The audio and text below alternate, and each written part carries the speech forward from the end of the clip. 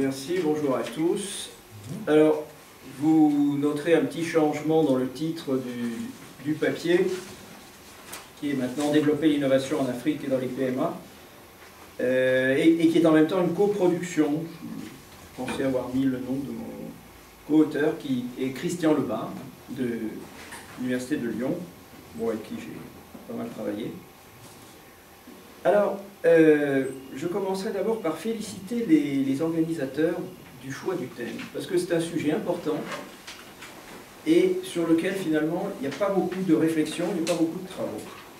C'est un peu un sujet orphelin. Je pense que si on avait choisi la croissance endogène ou l'endettement, on aurait eu 10 fois plus d'audience, mais ça c'est un sujet qui reste encore confidentiel, alors que c'est un sujet d'une grande importance, à la fois pour les pays concernés, pour les pays africains, mais aussi pour nous, puisque nous allons avoir à nous adapter à une situation nouvelle qui est en train de se créer. Alors pourquoi c'est important pour les pays africains? Parce qu'on peut partir d'un parallèle que j'aime bien entre la place de l'Afrique dans la création artistique et la place de l'Afrique dans l'innovation. Dans la création artistique, cette place est très importante, elle est reconnue depuis longtemps et aujourd'hui, elle ne pose pas de problème. Dans l'innovation, au contraire, comme vous savez, elle est extrêmement limitée et, pour ainsi dire, elle ne compte pratiquement pas. Pourquoi? Parce que la création artistique, c'est de la création, si j'ose dire, un peu à l'état brut. Tandis que l'innovation, c'est ce qu'on pourrait appeler, de la création organisée. Et entre les deux, il y a évidemment un passage qui se fait ou qui ne se fait pas, et qui, dans le cas de l'Afrique, ne se fait guère.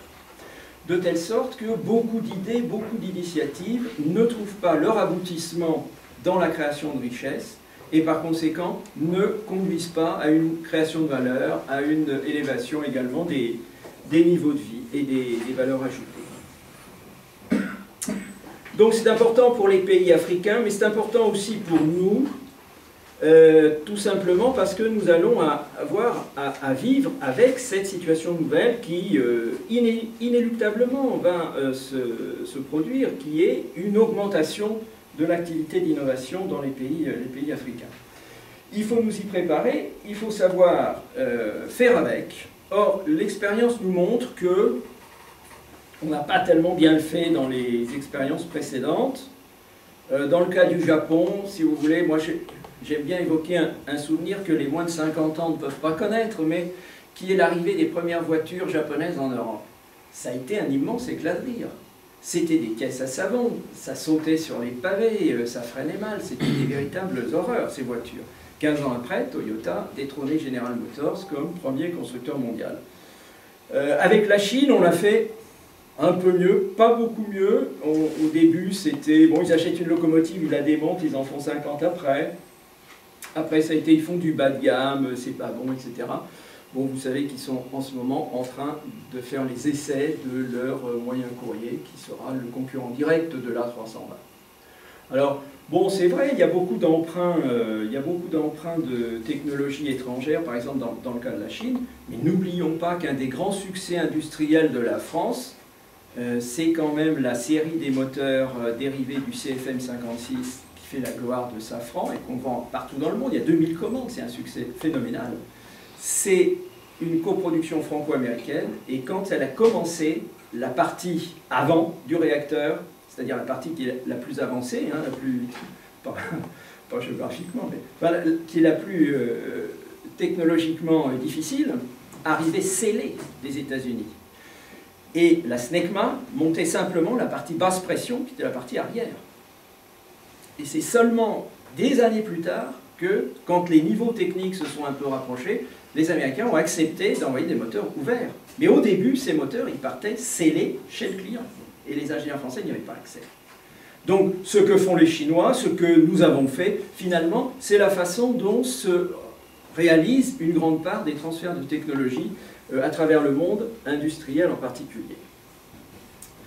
Mais parler de l'innovation en Afrique, c'est relativement compliqué. Pourquoi? Parce que c'est une réalité aux multiples facettes qui ne répond pas à une logique unique, et par conséquent, il faut essayer de ratisser large, si je puis dire, pour en saisir les différents aspects. Et c'est ce que nous avons essayé de faire dans ce papier en abordant 3 questions, alors que vous avez sur le plan qui s'affiche. Donc, une première approche qui va tourner autour du système national d'innovation. Ensuite, une deuxième partie consacrée aux nouveaux types d'innovation. Enfin, un sujet assez, qui me semble assez important, qui est l'enjeu des systèmes locaux. Et enfin, quelques mots de conclusion. Alors, commençons par une première approche, par le SNI. On sait que le SNI ça a été à l'origine créé pour analyser les pays développés. Et puis ensuite, après, on a pu montrer que finalement, ce n'était pas inintéressant non plus pour les économies en développement. Et on a eu quelques travaux, hein, ils ne sont pas très nombreux honnêtement, qui se sont penchés sur cette question et qui permettent alors ce qu'on pourrait appeler une analyse en creux, c'est-à-dire qu'à partir du SNI, on peut essayer de faire un diagnostic de l'état de la science et de la technologie dans une économie, mais non pas tellement en cherchant les points positifs, mais en regardant ce qui manque, quelles sont les carences. Et là, le SNI est un outil relativement bien adapté. Alors c'est ce qu'on peut faire pour les pays africains. Alors le SNI de ces pays se caractérise par un certain nombre de points faciles à identifier. C'est d'une part une faible production de l'activité, un faible niveau de l'activité de connaissance. L'Union africaine avait recommandé aux pays membres de dépenser 1% du PIB dans l'activité de recherche. Pratiquement aucun pays ne l'a fait. On est actuellement, d'après les statistiques de l'UNESCO, à une moyenne de 0,4%, donc c'est très loin de ce qui était envisagé. Mais qui plus est, la répartition de cette dépense de recherche-développement est relativement mauvaise. Et on peut le faire apparaître en s'intéressant à deux indices normalisés. Alors, en bas, vous avez l'indice de spécialisation au monde, par rapport au monde. Donc, supérieur à 1, ça veut dire que le pays est relativement spécialisé dans ce domaine scientifique. Inférieur à 1, ça sera l'inverse. Et puis, en ordonnée, vous avez l'indice normalisé de citation. Donc, indice supérieur à 1, ça veut dire que le domaine est plutôt plus cité que la moyenne, et inférieur à 1 qu'il est moins cité. Alors, si on regarde ce petit tableau, on voit que la plupart des domaines de la science africaine se situent dans les régions 2 et 4. Ce qui n'est pas du tout intéressant, ce qui n'est pas du tout productif. L'idéal, évidemment, c'est d'être dans les régions 1 et 3. Alors, n'exagérons rien, dans beaucoup de pays, on a une assez grande dispersion hein, sur ce graphique. Il ne faut pas imaginer, par exemple, que dans les pays développés, ça serait tout aligné. Non, pas du tout. Mais ce qui reste néanmoins, c'est une certaine tendance à une mise en cohérence, si vous voulez, de ces indices. C'est-à-dire que l'excellence est une incitation à développer un domaine, donc va aller vers la spécialisation. Et évidemment, la spécialisation, par mécaniquement, si vous voulez, le rajout de moyens, favorisera l'excellence. Plus on a de moyens, plus on a de chances de faire des choses relativement satisfaisantes. Donc, un faible niveau, une répartition des domaines scientifiques qui n'est pas véritablement adaptée, une faible capacité d'absorption, et ça c'est un problème récurrent, mais enfin, sur lequel je réfléchis depuis longtemps. Il existe dans le monde des données, de vastes données technologiques qui sont totalement gratuites ou pratiquement gratuites. C'est toutes les bases de brevets. Les bases de brevets européennes, américaines, la plupart des brevets tombent dans le domaine public très vite. Pourquoi? Parce que les firmes ne payent pas les droits de renouvellement. Dès que les droits ne sont plus payés une année, c'est irréversible, le brevet devient public. Or, le brevet, il vous décrit exactement tout ce qu'il faut faire pour réaliser le produit ou le procédé.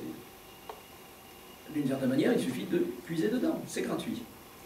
Et autre grande base de données, c'est les instituts de normalisation, puisque les instituts de normalisation, entre autres activités, éditent ce qu'on appelle des guides de bonne pratique, c'est-à-dire comment on fait au mieux tel ou tel type d'opération. Là, parfois, ça peut être payant, mais pour des sommes relativement minimes. Donc, il existe tout un ensemble de domaines dans lesquels on peut très facilement puiser. Certains pays ont largement utilisé ces possibilités. L'Afrique, à mon avis, jusqu'à présent, ne l'a pas beaucoup fait, et c'est dommage, car il y a vraiment des choses importantes et intéressantes à tirer. Ensuite, ce système scientifique et technique, il a ce qu'on pourrait appeler une structure en archipel, c'est-à-dire qu'il est composé d'un certain nombre de pôles dans lesquels il y a une activité de recherche, par exemple, mais ces pôles ne sont pas reliés entre eux, sont des îlots d'une certaine manière, et ils sont encore moins reliés aux autres agents, en particulier aux opérateurs économiques. C'est-à-dire qu'il n'y a pas de pilotage par l'aval, et d'une certaine manière, il n'y a pas de demande pour le produit de ces recherches. Alors, on peut dire que le taux de rendement de la recherche dans les pays africains, il est pratiquement égal à zéro. Alors que dans les pays développés, on sait maintenant que le taux de rendement de la production de connaissances est supérieur au taux de rendement du capital physique. Et c'est bien pour ça que cette activité se développe à un rythme aussi rapide. Donc, une activité de recherche qui ne débouche pas sur des effets économiques. Et ça, c'est lié aussi au problème du financement. Le financement est essentiellement un financement public. Dans un des pays qui avait la meilleure, le meilleur taux de dépenses de R&D, qui est la Tunisie, on avait dépassé les 1%. Mais sur ces 1%, il n'y avait que 12,5% qui étaient des fonds privés. Le reste, c'était des fonds publics, c'était essentiellement de la recherche de type universitaire, etc.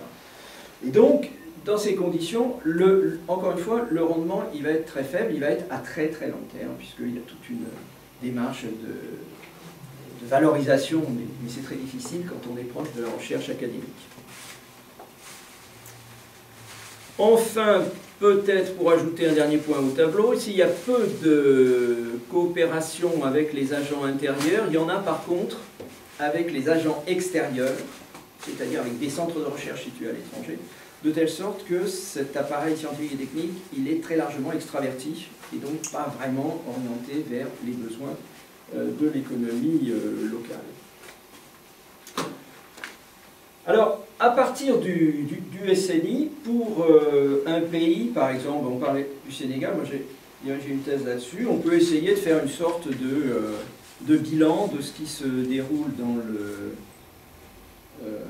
dans le pays, et on peut essayer de voir comment est constitué le SNI et comment on pourrait éventuellement le rendre plus compact et plus cohérent. Cela étant, il ne faut pas non plus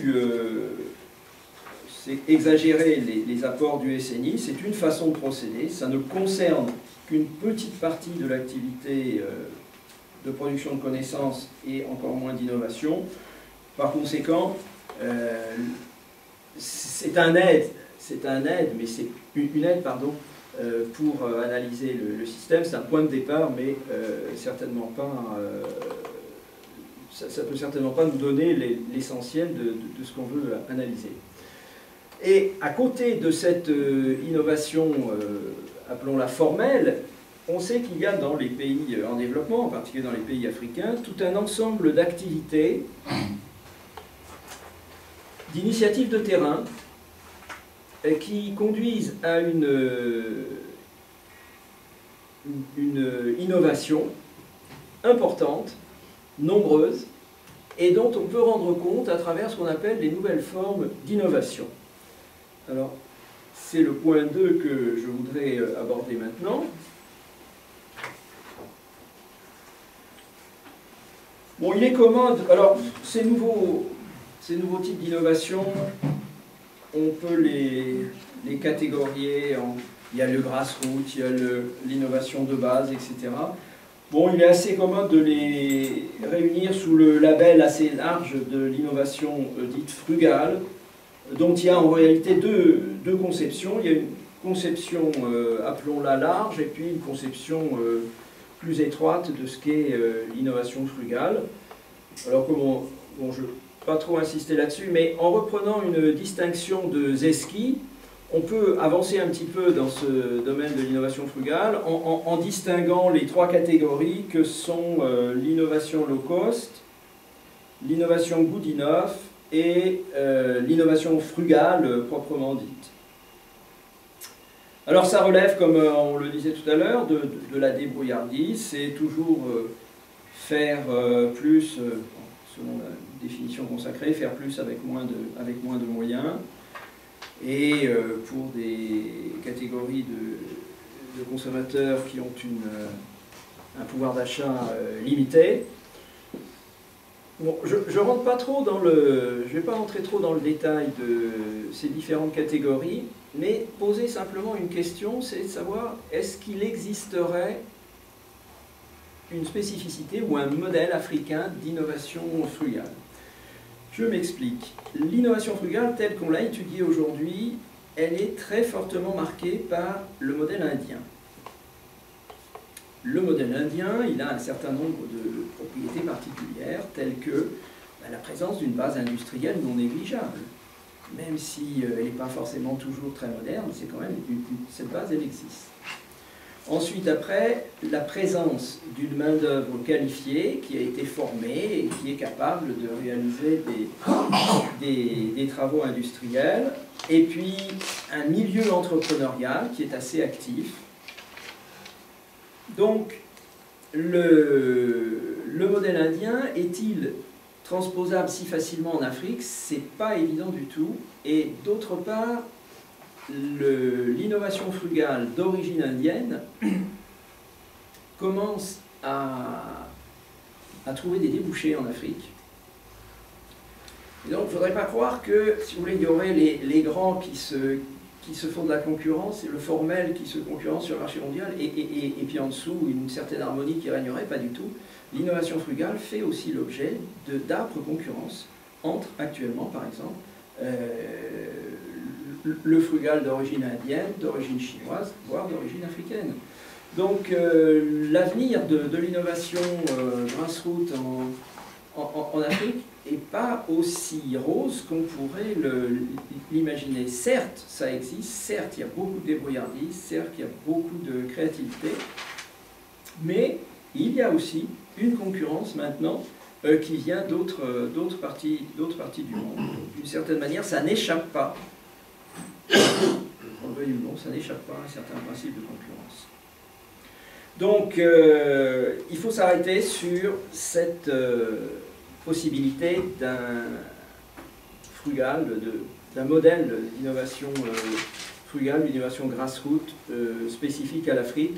C'est pas certain que ce soit une réalité et ça sera peut-être plus compliqué qu'on peut l'imaginer. Alors, le troisième point que je vais aborder maintenant, c'est donc l'enjeu des systèmes locaux. Alors, bon, on va pas revenir sur les districts, les milieux, les clusters, etc. Tout ça c'est connu, donc on sait que la réunion d'un certain nombre d'entreprises qui sont en relation entre elles sur un même endroit facilite un certain nombre d'échanges entre eux et permet de développer ces industries. Il y a ce que Marshall appelait un effet externe, une externalité qui provient du district et qui fait que les petites entreprises du district vont avoir sensiblement les mêmes avantages que les avantages internes de la grande entreprise. Bon, bref. Je passe là-dessus. Aujourd'hui, on raisonne plus en termes de cluster. Alors bon, on ne va pas se lancer dans des querelles sémantiques. Cluster, district, c'est sensiblement la même chose. Le cluster étant repeint aux couleurs anglo-saxonnes et revu par Porter, mais en gros, on va retrouver sensiblement les mêmes avantages et les mêmes caractéristiques des clusters, puisque actuellement la littérature raisonne en cluster, raisonnons donc en cluster, et voyons un peu ce que les clusters peuvent apporter dans le cas des pays africains et d'une certaine façon aussi de tous les pays en développement. Alors il y a un double enjeu dans les systèmes locaux pour les pays en développement. On vient de voir que l'activité d'innovation est en fait fracturée en plusieurs composantes. Une composante, disons, formelle, assez organisée, pas très importante mais réelle, et puis une composante informelle, très active, un peu bouillonnante et très inorganisée.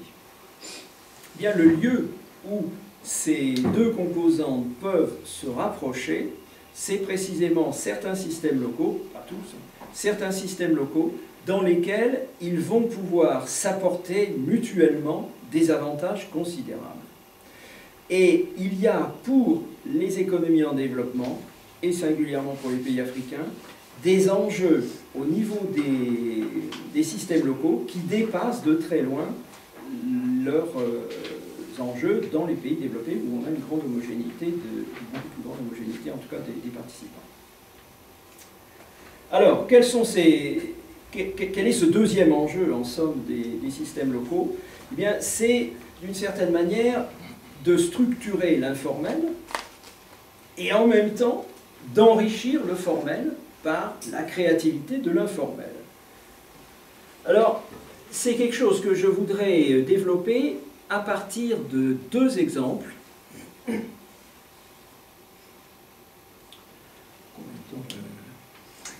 Oh, 5 minutes en plus.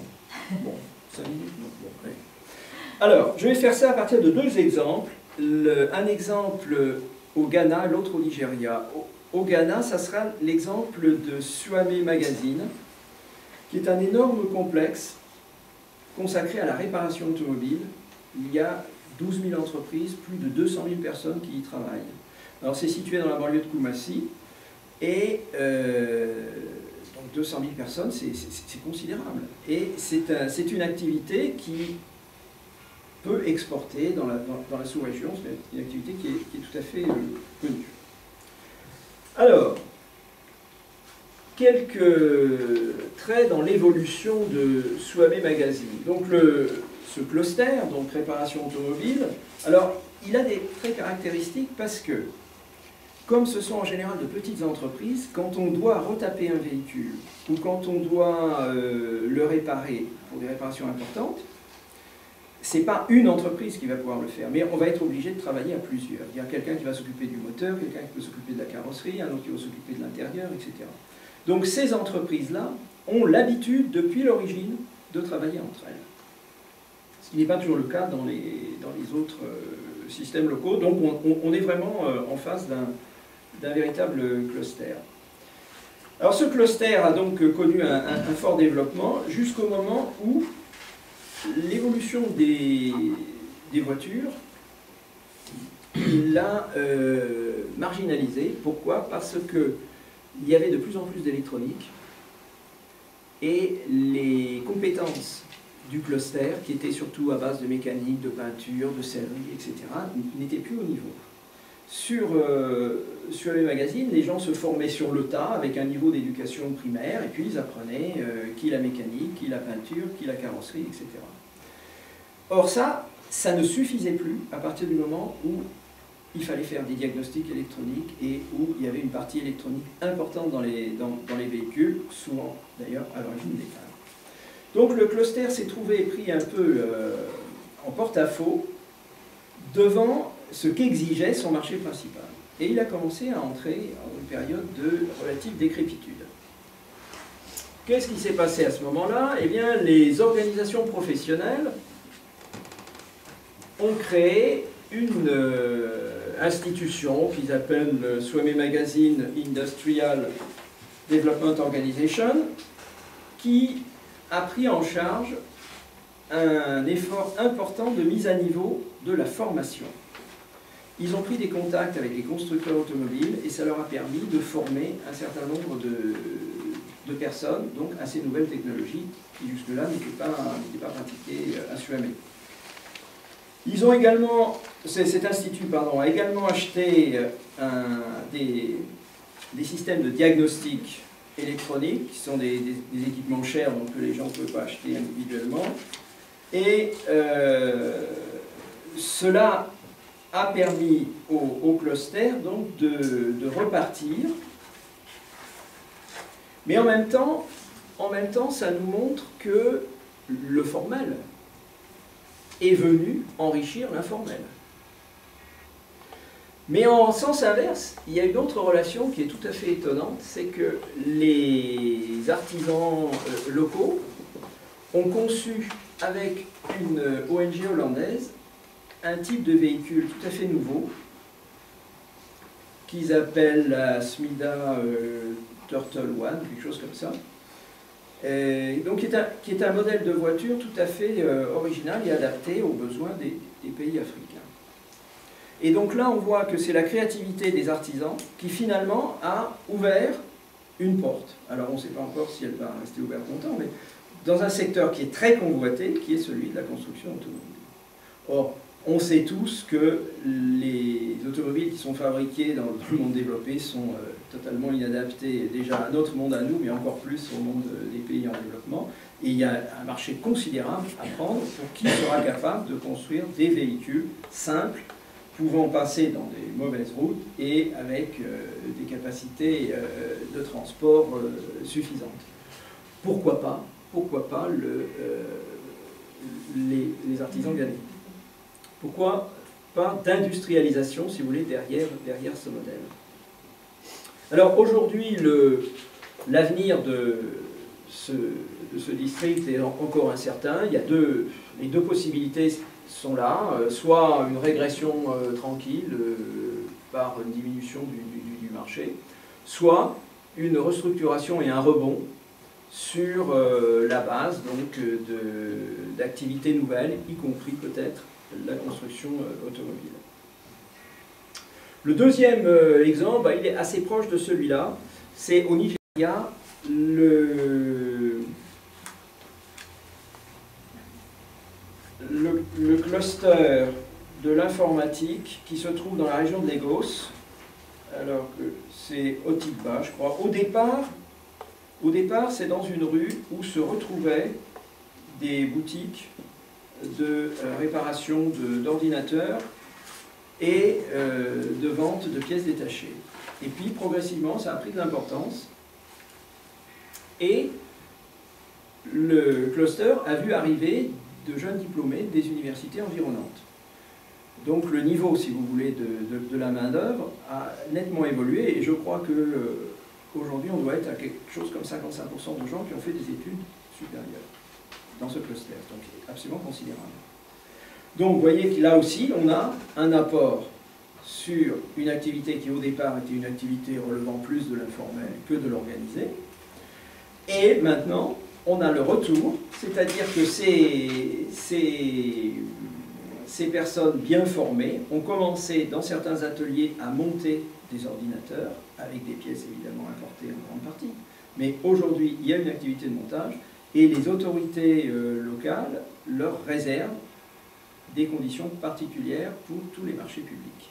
Donc peut-être verrons-nous dans quelques années des ordinateurs nigérians sur le marché.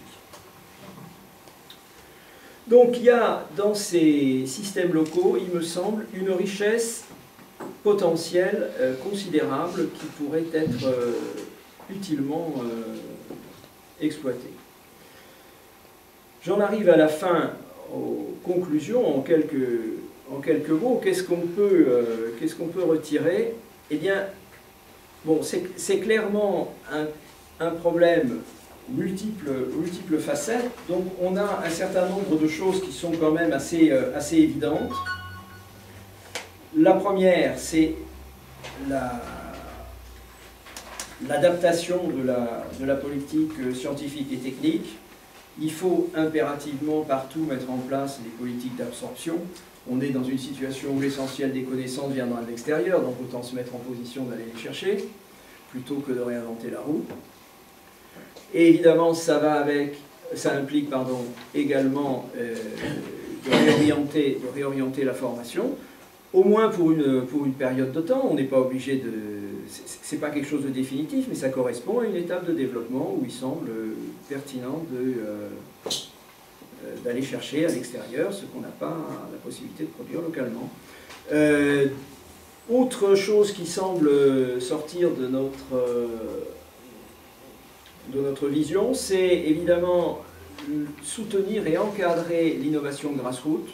Et là, on peut penser au modèle des laboratoires de préfecture du Japon, qui s'est révélé extrêmement efficace dans le passé. C'est des laboratoires publics où les gens peuvent aller faire tester leurs produits ou faire toutes les expériences dont ils peuvent avoir besoin. Et enfin, partout où ça a un sens, il faut très certainement inciter au regroupement sur des lieux pour faciliter la mise en place de ces systèmes locaux. Et je vais terminer par une dernière remarque qui n'a rien à voir avec ce que j'ai dit précédemment et qui concerne la littérature justement sur les clusters et les systèmes locaux.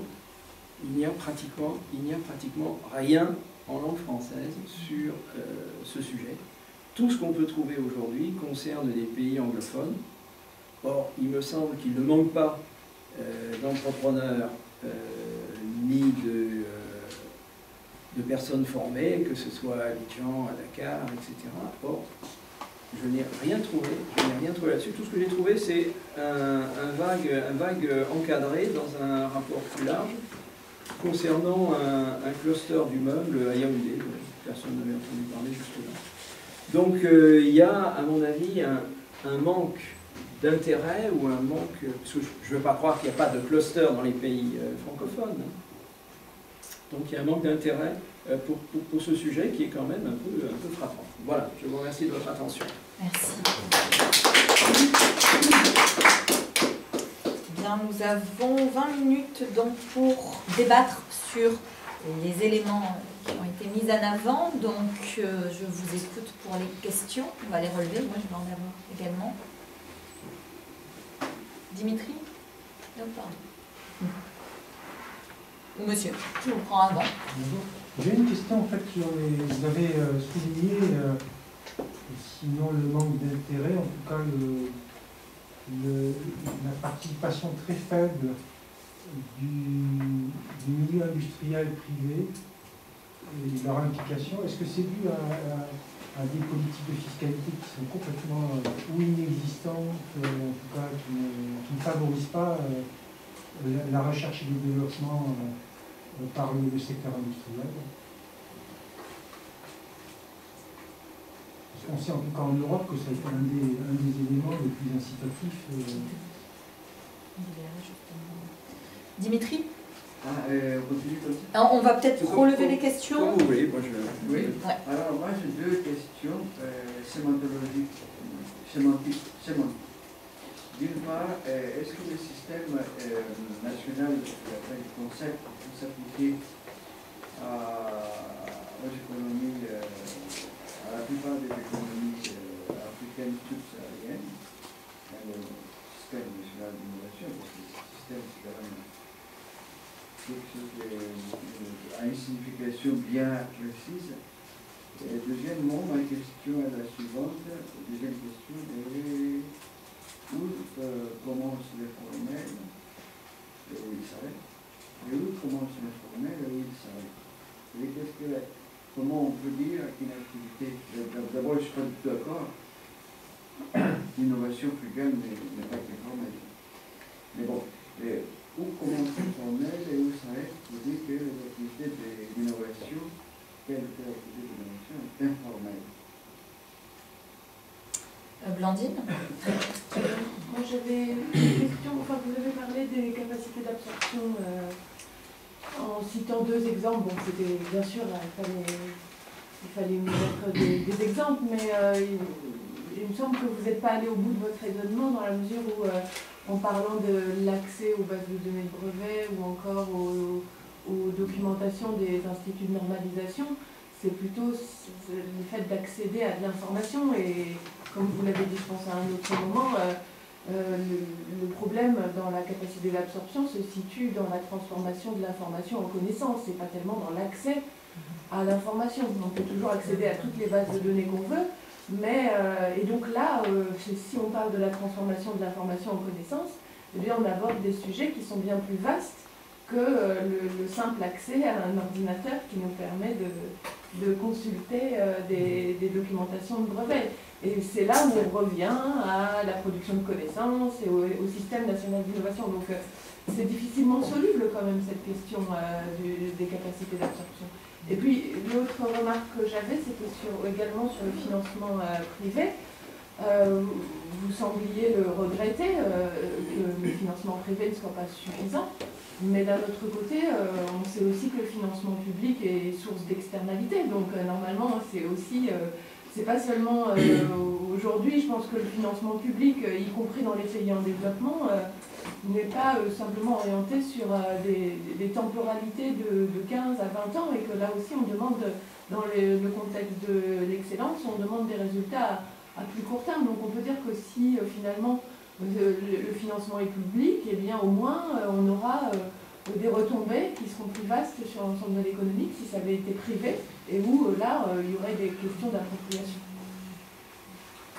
Ludovic ? Est-ce qu'il n'y a pas une différence quand même de concept entre les clusters, les districts, tous les travaux qui posent la proximité organisationnelle et géographique comme étant la dynamique de l'innovation, et les travaux qui portent sur les systèmes locaux d'innovation qui, eux, posent plutôt l'hypothèse que c'est la spécificité d'une ressource qui va faire sens en l'innovation.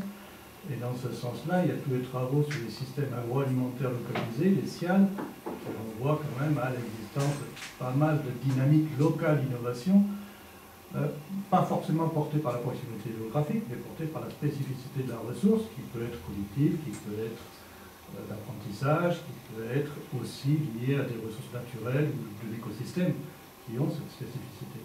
Et est-ce qu'on peut vraiment confondre les deux dynamiques dans le même ensemble? Je suis un peu gêné. Je vais avoir une... Ah, il y aura encore 2 questions. On va les relever. Alors, on va faire rapide. D'accord. Donc, moi, je partirais disons, d'un cas X d'un pays africain qui a du mal, on peut dire, à mettre les lois en route, à les appliquer, qui a un problème de bonne gouvernance. Mon problème, c'est sur les enjeux. Comment voulez-vous structurer l'informel et enrichir le formel dans un pays X qui a du mal, on peut dire, à asseoir ses règles, son mode de gestion, voilà. Croyez-vous qu'on puisse vraiment arriver à structurer l'informel, enrichir le formel dans un pays qui a du mal à mettre en place ses règles de vie? Monsieur? Bien, merci de m'avoir donné la parole.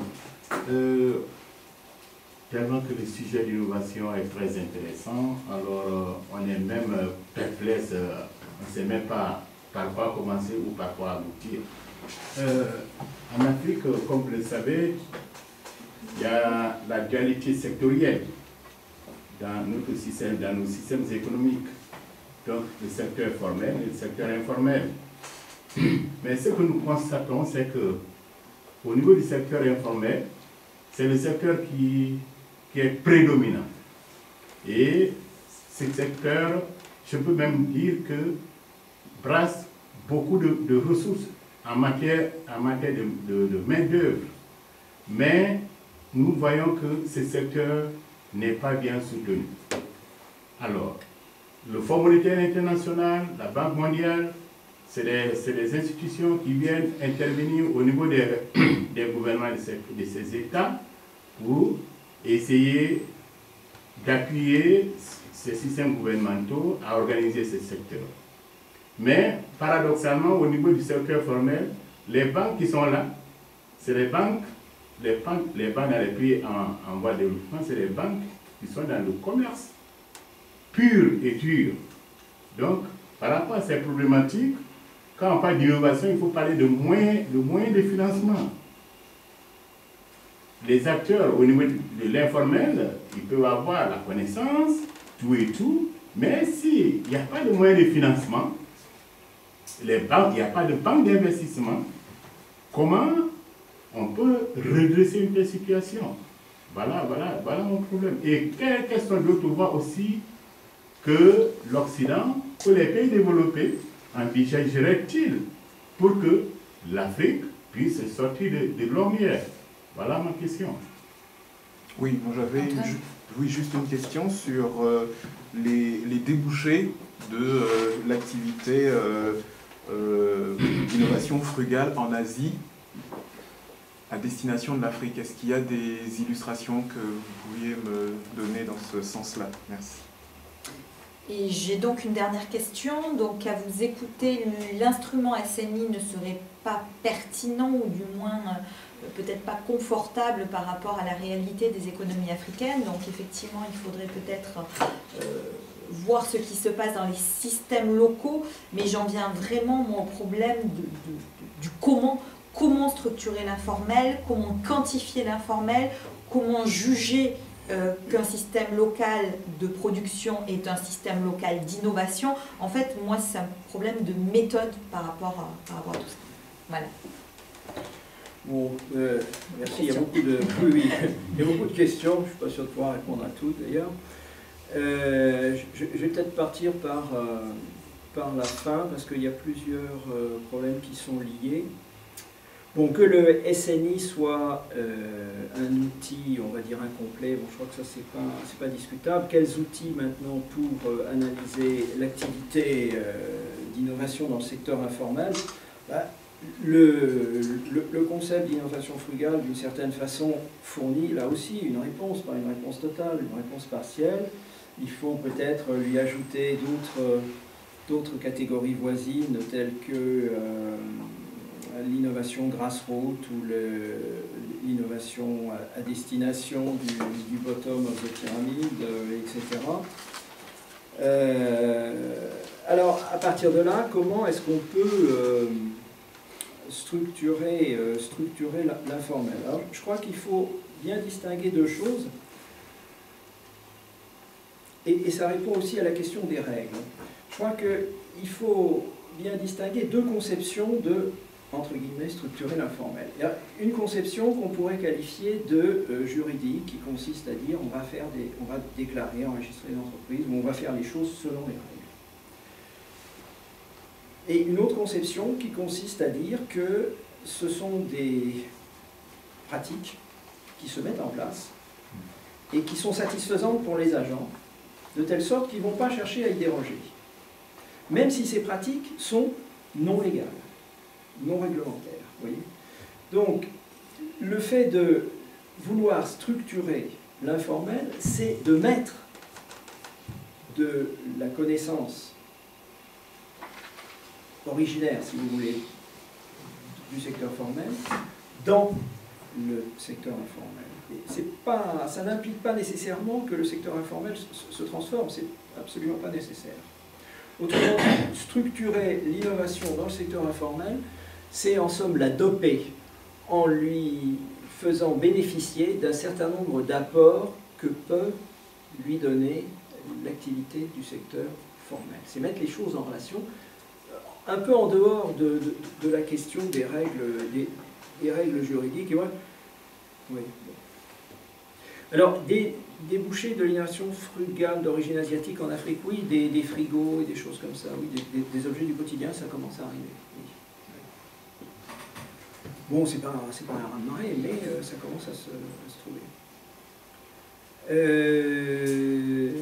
Différence de concept entre cluster et district, oui, c'est vrai. Et puis, de toute façon, c'est des approches assez différentes, puisque c'est une approche plutôt gestionnaire, le cluster, ça se définit par rapport à des stratégies, alors que le district, c'est une approche plus, on va dire, mésoéconomique, qui se définit par rapport à certain nombre de critères qui sont différents des critères de Porter, par exemple. Moi, bon, j'ai choisi de parler des clusters tout simplement parce qu'on n'est pas audible si on parle des districts. Dans la littérature, plus personne aujourd'hui, dans la littérature, en tout cas sur ces questions-là, plus personne ne parlera de district. On va vous dire, là on a un cluster et on a tel et tel avantage qui sont le résultat de ce cluster et pratiquement vous allez lire la définition du district. Hein. Donc il y a une espèce de confusion dans les genres. C'est vrai qu'on pourrait être plus exigeant et faire davantage la distinction entre les deux. Le financement privé n'a pas toutes les vertus, c'est un fait, on suis bien d'accord. Le financement public est source d'externalité, c'est parfaitement juste, mais il y a une question vraisemblablement d'équilibre entre les deux. C'est-à-dire que si l'un est trop dominant, c'est pas souhaitable. Que ce soit le public, comme dans le cas que je mentionnais de la Tunisie, ou que ce soit le privé dans d'autres cas où nous savons que là aussi ça peut amener des dérives et des inefficacités. C'est parfaitement exact. Il y a un équilibre à trouver, mais le financement privé reste important néanmoins, il reste indispensable, puisqu'à un moment donné, il va bien falloir transformer, en somme, tout ça en valeur marchande. Et ça, c'est le privé qui va s'en charger. Donc il y a bien un moment où il faut qu'il s'intéresse à l'affaire. S'il ne s'y intéresse pas, on ne créera pas de valeur. Donc il faut qu'ils y participent.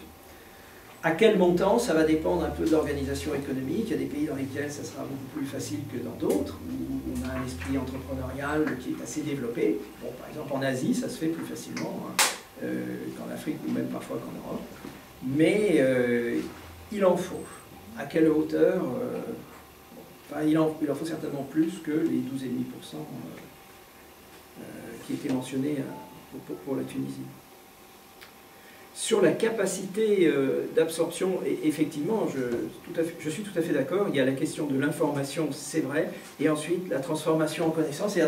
Bon, il y a même avant, il y a la question de la sélection de l'information, parce qu'elle est tellement riche que si vous n'avez pas des clés pour vous guider au départ, si vous n'avez pas une grille très, très serrée, vous ne verrez rien.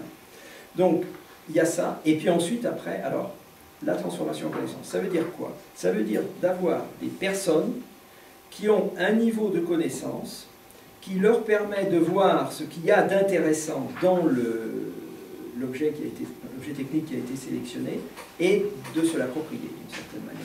Et ça repose sur la formation, mais pas la formation à la recherche ou par la recherche. Ça repose sur un type de formation qui est peut-être un peu différent de la formation que l'on va donner à quelqu'un qu'on va destiner à la recherche, c'est-à-dire à trouver du nouveau. Et c'est peut-être là qu'il y a quelque chose à creuser pour une période limitée. Tant qu'il s'agit de rattraper, il est peut-être souhaitable que les chercheurs aillent plutôt rechercher ce qui a été fait que d'essayer d'en faire. Alors, il faut faire attention à ça, parce qu'on sait que pour absorber, il faut être proche du niveau de connaissance. Donc, il ne s'agit pas de faire des chercheurs au rabais, mais il faut des chercheurs qui aient un esprit d'aller pick up, comme on dit en anglais, les sujets qui peuvent être valorisés dans leur économie. Essayer de sélectionner et de maîtriser les... Bon, on a des exemples de transfert de connaissances, d'investissements qui n'ont pas porté leurs fruits, alors que souvent ça partait sur de très bonnes idées, précisément à cause de ça. Là, c'est même plus l'information, c'est l'objet technique lui-même qui n'a pas été approprié, et donc qui a très mal fonctionné, et qui n'a pas donné les résultats qui étaient escomptés. Les tracteurs, c'était quoi les tracteurs politiques? C'était ça la dernière fois? Ça peut être, dans certains cas... Je t'entends pas. Lors du dernier séminaire du... Oui. Tracteurs politiques, tous ces tracteurs qu'on avait emmenés en Afrique, et puis Oui. une fois en panne, il a Oui, ça a existé aussi. Mais oui, ça a existé aussi, mais je pensais à la période d'industrialisation algérienne, qui partait d'une idée qui, somme toute, était parfaitement défendable, mais qui a échoué parce que les locaux n'ont pas réussi à maîtriser, il me semble, ce qui était à leur disposition. Et ça arrive. Les transferts de technologie, ça arrive assez souvent. Sur le SNI et les limites du formel et de l'informel. Alors, bon, le SNI, encore une fois, il ne faut pas lui faire dire plus qu'il veut, plus qu'il ne peut. Il y a un certain nombre d'auteurs qui ont travaillé sur les SNI, mais il y en a très peu. Moi, je me réfère surtout à Albuquerque, qui a essayé de faire une typologie, essayé d'analyser les caractéristiques de différents types de SNI, de pays. Oui, c'est un auteur brésilien, Eduardo de Mota Albuquerque. Bon, mais c'est pas un sujet qui a été très travaillé, cette question des SNI dans les pays en développement, c'est clair. Limite entre le formel et l'informel, vaste question. Alors, il y a des critères qu'on peut qualifier d'objectifs du type l'enregistrement, ceci. C'est vrai que c'est fluctuant. La limite entre les deux est assez floue, mais j'ai envie de faire la réponse que faisait Kaldor. Je ne saurais pas bien définir un éléphant, mais quand j'en vois un, je le reconnais. Donc d'une certaine manière, je pense que même si la limite est quand même un peu floue, il y a quand même des caractéristiques qui nous permettent de voir quand quelque chose est formel et quand c'est informel. Avec une marge d'erreur certaine, c'est clair. Alors, la question de la fiscalité, oui, ça, c'est vrai que ça marche bien dans les pays développés. Pourquoi? Parce qu'il y a un rendement positif sur la recherche. Quand le rendement est nul, c'est beaucoup moins intéressant. Et puis, ce qu'il y a aussi, c'est que dans les pays en développement, quand ce sont des filiales de sociétés étrangères, la question de la fiscalité locale, finalement, pour elles, c'est pas tellement important parce qu'elles jouent sur les prix de transfert, elles savent délocaliser leurs recettes et donc l'avantage qu'on pourrait leur donner localement, c'est pas forcément déterminant pour elles. Ce qui est très déterminant pour elles, c'est la façon dont elles vont pouvoir retirer leurs bénéfices pour aller les déclarer ailleurs. Donc d'une certaine manière, c'est encore un peu le reflet de systèmes qui sont pas vraiment stabilisés. S'il y avait un système fiscal dans lequel les entreprises paient régulièrement leurs impôts comme ça, et on sait que même en Europe ça ne marche pas, oui, on pourrait l'envisager. Mais dans le contexte actuel, ça paraît un élément un peu superfétatoire par rapport à ce qui fait la stratégie en matière de profit de ces entreprises. Voilà, merci, j'ai été long, je n'ai sans doute pas répondu. Mais...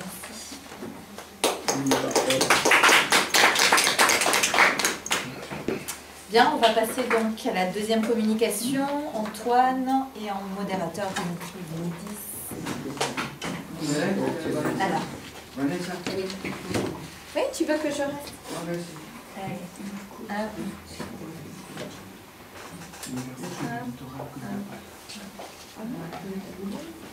Merci à vous. Merci.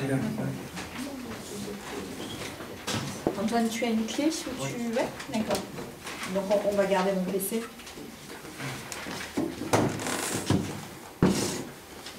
Oui, vous avez reçu la version du... Bien sûr. D'accord. Oui, j'avais pas mis le nom de Monsieur Lebas sur le résumé. Oui. Je vais...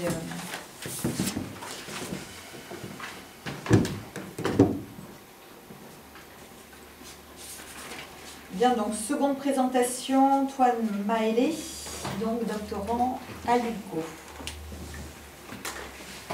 Sur le Cameroun cette fois-ci.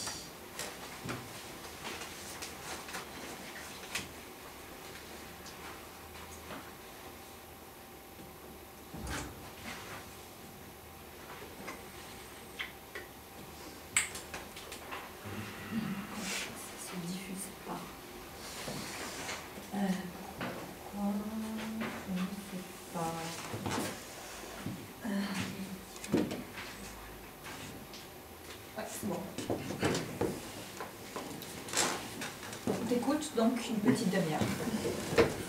Donc voilà, je suis doctorant en économie et mes travaux portent sur la filière bois en lien avec le développement de l'économie camerounaise. Donc aujourd'hui, nous allons parler d'innovation. Le titre de ma présentation est « Innovation, enjeux et perspectives pour un Cameroun émergent ». Je vous parlerai du concept de l'innovation, en entrant un peu dans les détails. Je présenterai les aspects liés à l'innovation par rapport au Cameroun. J'aborderai aussi le concept d'émergence et je vous préciserai pourquoi je me suis appesanti sur cet élément.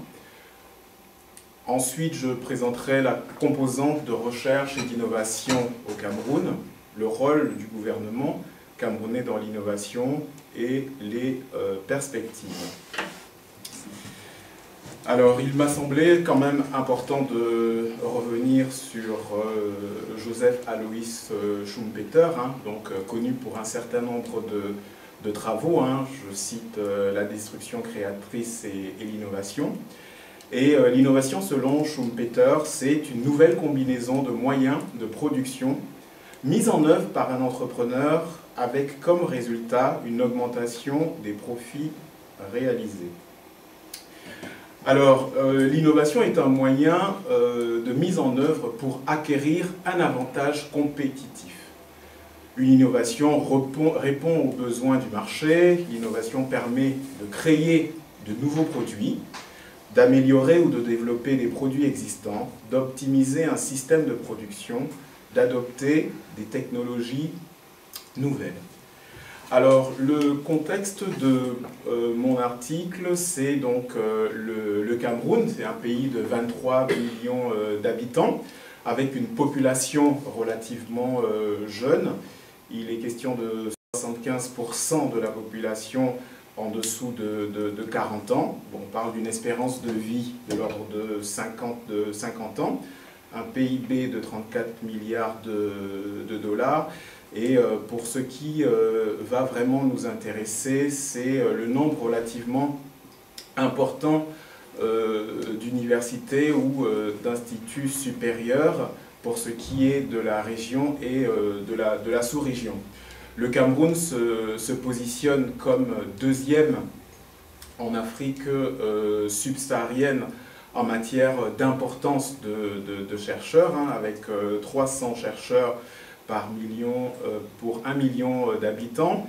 Il est devancé par le Sénégal et pour l'Afrique, il se positionne en 5e position. Alors, je parle de l'émergence, pourquoi? Déjà en précisant que on a parlé d'émergence pour désigner des pays qui connaissaient une croissance rapide et qui présentaient des opportunités d'investissement pour les pays riches. Et très rapidement, on a théorisé sur les BRICS, donc à savoir le Brésil, la Russie, l'Inde, la Chine et l'Afrique du Sud. Donc c'est un élément qui m'a interpellé parce qu'il faut savoir que le Cameroun vise une émergence pour l'horizon 2035.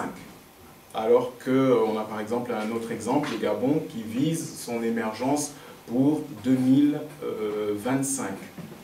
Alors, les critères d'émergence que je partage avec vous sont le taux de croissance économique du pays, la taille de la population, la diversité de la production, l'importance des exportations et des importations avec le taux d'ouverture, ouverture au marché international, l'intégration au monde financier international, le rôle stratégique de l'État, très important pour les pays en développement d'Afrique comme le Cameroun, notamment aussi les investissements dans la recherche et développement et la capacité de protection du territoire.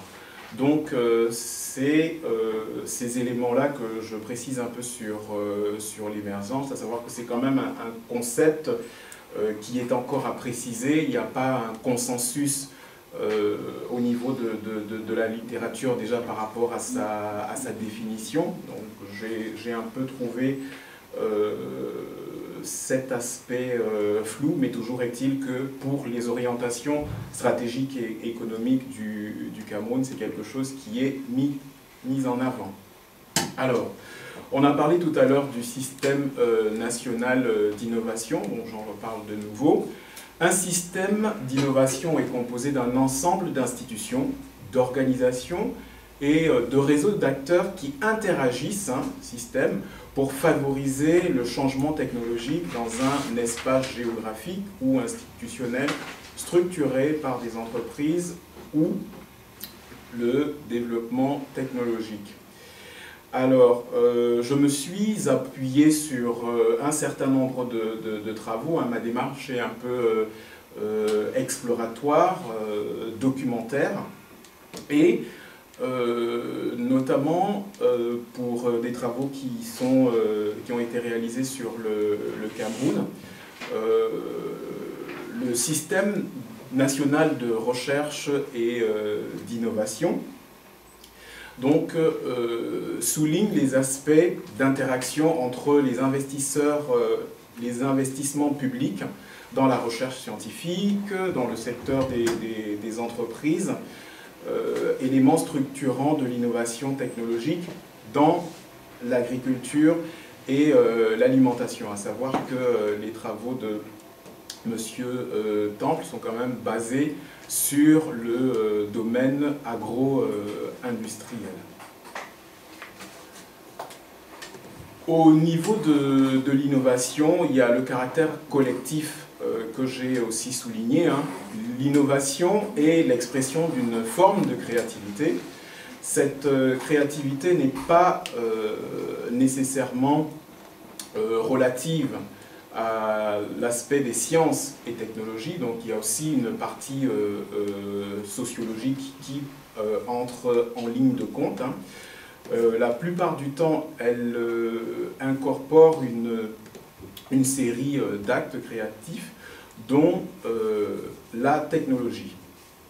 Alors, l'innovation implique aussi un système d'acteurs, et la clé de la réussite est la construction d'une coalition d'acteurs qui y trouvent un intérêt.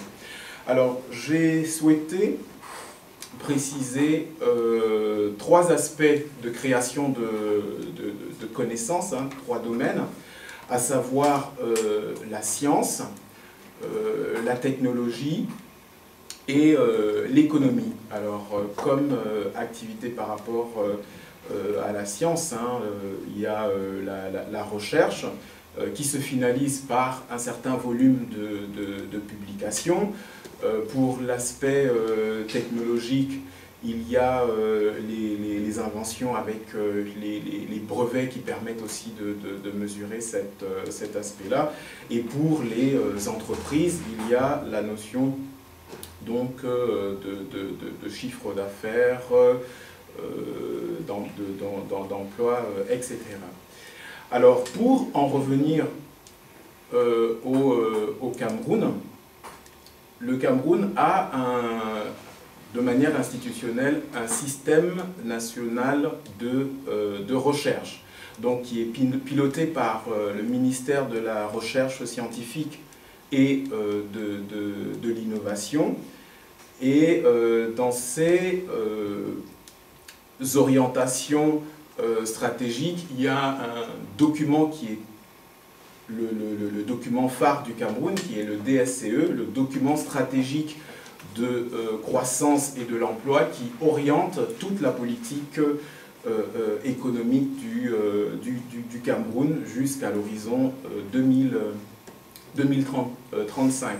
Et sur un plan gouvernemental et ministériel, des documents de cadrage sont donc appuyés sur ce document.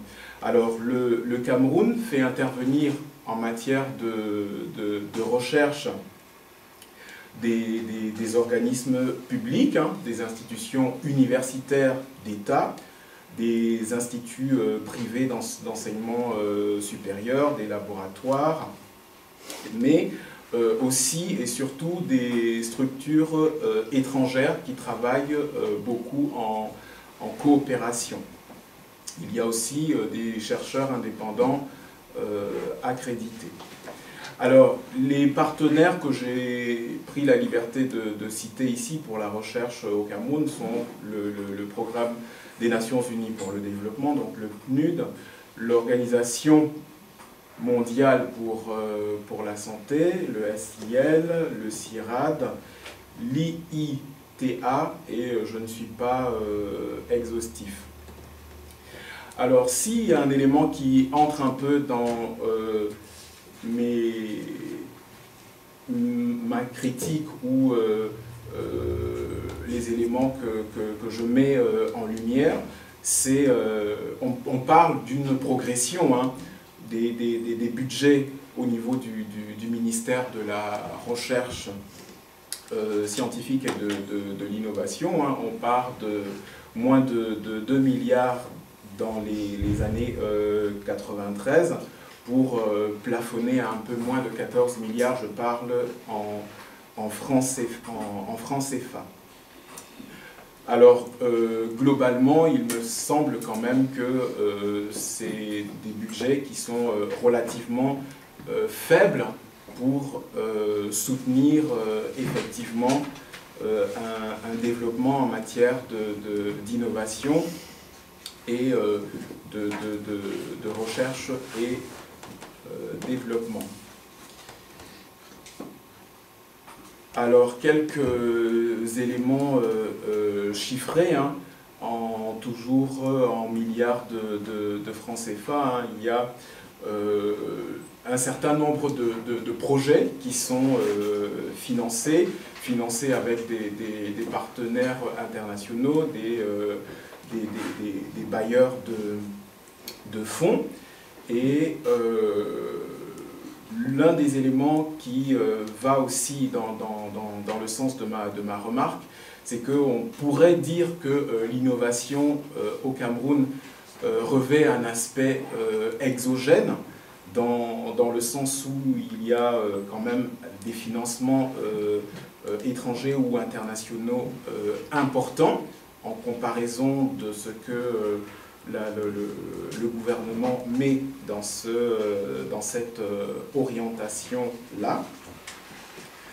Et pour terminer donc ma présentation, l'innovation étant un processus créatif répondant à un besoin identifié, hein, avec la création de valeurs, je peux dire que les systèmes nationaux d'innovation sont un concept, sont des concepts qui, pour des pays comme le Cameroun, demandent encore à être mis en adéquation pour ce qui est en tenant compte des caractéristiques socio-économiques du pays.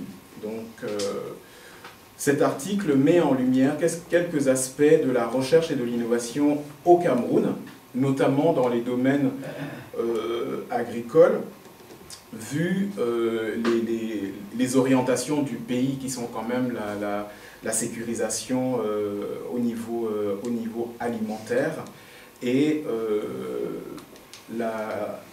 ma critique va dans le sens où l'accompagnement gouvernemental dans la direction de l'innovation est perfectible.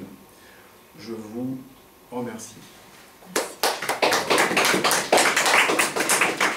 Bien, merci Antoine. Donc, avant même de voir s'il y a quelques questions, je vais me permettre de t'en poser 3.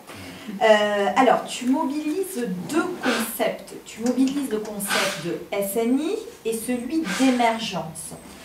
Je n'arrive pas à identifier le lien que tu mets entre les deux, dans le sens où si tu mobilises le concept de SNI, il faudrait que tu puisses me démontrer notamment les interactions, la coopération entre les acteurs du système que je ne vois pas dans ta présentation. Sur le concept d'émergence, au jour d'aujourd'hui, on classe un certain nombre de pays émergents, les MINT, les BRICS. Le Nigeria est un MINT, l'Afrique du Sud est un BRICS, les pays nord-maghrébins sont aussi des pays émergents. Est-ce que ce n'est pas utopique de penser que le Cameroun puisse être un pays émergent d'ici quelques années?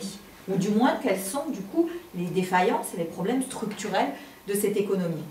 Troisième élément, au final, le SNI du Cameroun est un SNI top-down, c'est-à-dire impulsé par les pouvoirs publics. Et alors j'ai peu de connaissances sur le Cameroun, mais il me semble qu'il y a pas mal d'initiatives locales, que j'ai vu passer dans les travaux de Ludovic d'ailleurs, qui montrent justement cet aspect bottom-up autour des dynamiques plus ou moins structurées d'innovation dans ce pays. En fait, ce que je ne vois dans ta présentation, c'est uniquement un système formalisé, top-down, et donc structuré autour des acteurs formels. Voilà. Je me suis permis, comme tu as fait ta présentation sur un quart d'heure, du coup d'enchaîner directement avec mes 3 préoccupations autour de ceci. Ben, on peut directement prendre les questions, monsieur. Oui, bonjour, c'est Dr Dabo, je suis auteur chez Amatan. J'ai été en fait au Crédit Agricole, là-bas, j'ai fait ma thèse en 2010. Donc, je suis en poste en Côte d'Ivoire en tant qu'enseignant-chercheur à l'université de Dalora, précisément. Et je suis aussi engagé en tant que chercheur associé au DEF à Paris 8. Bon, je rentre vite dans le vif du sujet, innovation, enjeux et perspectives pour un Cameroun émergent. Bon, pour moi, personnellement, 2035, même si c'est une utopie, c'est un peu vraiment long par rapport aux autres pays africains qui ont produit ce concept. Vous avez parlé de, d'abord vous mobilisez le critère d'émergence, qui est vraiment un critère économique à bien déterminer, et puis l'innovation. Je ne vois pas aussi le lien entre les deux. Vous avez en fait dans votre présentation défini uniquement les critères d'émergence. Mais est-ce que vous n'avez pas répondu? Est-ce que au sortir de ce papier, le Cameroun peut être émergent ou pas par le biais de l'innovation? Vous n'avez pas répondu à cela. Et puis, il avait dit dans la première présentation que l'Union africaine avait déterminé un taux du PIB en matière d'innovation de 1%. Vous avez fait la présentation, mais est-ce que le Cameroun respecte cela ou pas? Parce que lorsque vous avez monté dans votre grille, vous avez montré en fait la part du privé, la part du public, mais aussi il serait encore plus intéressant de montrer en fait le ratio en fait. En comparant cela, vous avez montré juste les chiffres, mais faire en fait un pourcentage dans un autre tableau à côté qui sera encore plus parlé dans votre analyse. Et puis, vous parlez d'innovation, mais il y a un système africain de brevetage, c'est l'OAPI. Vous n'en parlez pas. C'est un peu surpris que vous n'avez pas en parlé en fait. D'où le siège est au Cameroun. D'autres questions? Et puis la dernière c'est le secteur informel. Je sais qu'aujourd'hui, le nouveau gouvernement à Abidjan, ce qu'on appelle la casse, c'est tout ce qui concerne l'informel concernant les moteurs, les carrosseries des véhicules. Ils sont en train d'essayer d'organiser cela. Est-ce qu'il y a un exemple en fait plus patent au Cameroun qui montre l'organisation du secteur informel, le rendre même pas trop formel avec des critères bien définis? Parce que l'innovation ne suit pas au-dessus de cela. Et puis tout ce qui, vous avez présenté uniquement les instituts en fait d'enseignement supérieur. Mais je sais que dans les pays africains, Cameroun, Côte d'Ivoire, pays francophones, il y a tout ce qui est formation professionnelle. Tout ce qui est formation professionnelle, enseignement technique. Il doit y avoir le lien en fait entre l'enseignement technique, formation professionnelle, les CAP et tout, et l'enseignement supérieur. En fait, vous avez en fait omis d'en parler dans votre présentation. Une remarque concernant l'émergence. Je crois que pratiquement tous les pays africains se sont donné des calendriers pour l'émergence, pour le Cameroun. Le Sénégal, le document principal, c'est le plan Sénégal émergent, enfin bref. Je crois qu'il ne faut pas prendre ça trop au pied de la lettre, c'est simplement la marque d'une... Exactement. Voilà. Merci, voilà. Maintenant, la question dans vos tableaux, on voyait bien l'augmentation considérable, c'est multiplié par 7, hein, des dépenses de recherche-développement. Et je sais par ailleurs qu'il y a eu aussi une augmentation considérable des dépenses pour l'université, une augmentation considérable du nombre d'étudiants. Et la question qu'on peut se poser et que je vous pose, c'est comment évolue la répartition entre les types de formations. Et ça rejoint un peu la question précédente. Entre les formations, on va dire, de type très académique ou les formations de type lettres-droit, par exemple, qui sont très attractives dans beaucoup de pays africains, et les formations à caractère plus technique, ingénieur ou sciences dures. Comment est-ce que ça évolue? Est-ce que ça... Voilà. Oui, alors Dimitri, on va commencer par le fond. Juste une petite question, c'est quoi la recherche spéculative? Spéculative. Ma question est, la recherche spéculative, ça veut dire quoi? Messieurs. Bien, je voudrais poser aussi une question relative au Cameroun. C'est un pays comme le nôtre. Est-ce qu'il existe dans ce pays une adéquation entre la formation et l'emploi? Est-ce qu'il y a une adéquation? On revient un peu sur les mêmes thématiques. Ludovic. Je pense que le Cameroun peut être émergent dans les 5 années à venir si vous voulez. Passer du statut de PMA à revenu intermédiaire, et donc il ne faut pas attendre 2035. Mais si on s'intéresse à l'innovation, ça me paraît difficile de le faire sans interroger les grandes dynamiques macroéconomiques. Donc le taux de croissance du Cameroun s'est remis à augmenter à 5%, 6%. Pourquoi? Parce qu'il est tiré par le bâtiment et les services qui sont liés à une population démographique croissante. Donc le marché intérieur. Donc, quelles sont les dynamiques d'innovation qui sont liées à ces deux secteurs porteurs? Le secteur bancaire innove énormément, c'est le plus pourvoyeur d'emplois, ainsi que l'éducation. Donc tout ce qui est lié à la dynamique endogène de réponse à la création du marché intérieur est au cœur du basculement des mécanismes d'innovation d'un point de vue macroéconomique. Et donc, ne pas contextualiser l'enveloppe macroéconomique, ça pose une difficulté pour comprendre la dynamique d'innovation. Et si on parle d'émergence, il y a un récent bouquin de Stiglitz qui est sorti, il montre très bien que le facteur majeur de blocage par rapport à l'émergence, c'est l'iniquité,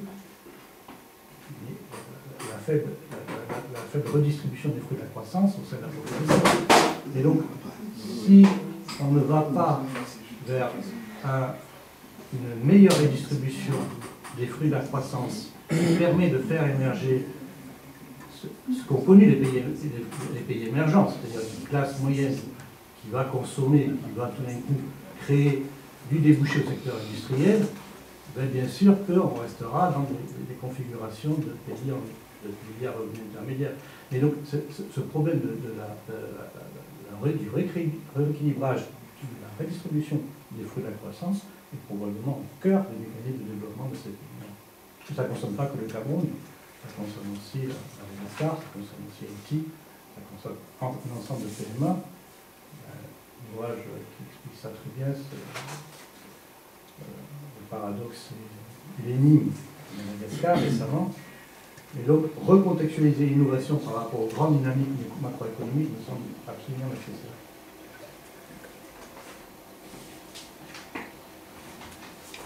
Une dernière question? Oui. En lisant un peu votre résumé, j'ai pu comprendre que la question de la formation est supposée régler au Cameroun. La connaissance. Je suppose qu'avec plus de 300 acteurs, je trouve quand même que c'est supposé régler. Disons comme ça. Mon problème est celui-ci. Quel est le rôle que l'État joue au niveau du Cameroun? Vous voulez parler de la subsidiarité, soit ascendante, soit descendante. Est-ce que vraiment l'État accompagne les efforts, accompagne l'informel? Est-ce qu'on a le droit de penser comme ça, de réfléchir comme ça?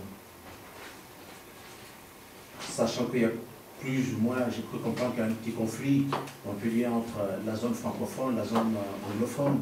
Est-ce que vous croyez que dans, on peut dire, cette situation, ce flux migratoire qu'il y a dans le pays ou hors du pays et tout, est-ce que vraiment l'État est appelé à jouer un rôle on peut dire, important pour pouvoir accompagner tous les efforts qui se déploient dans le pays.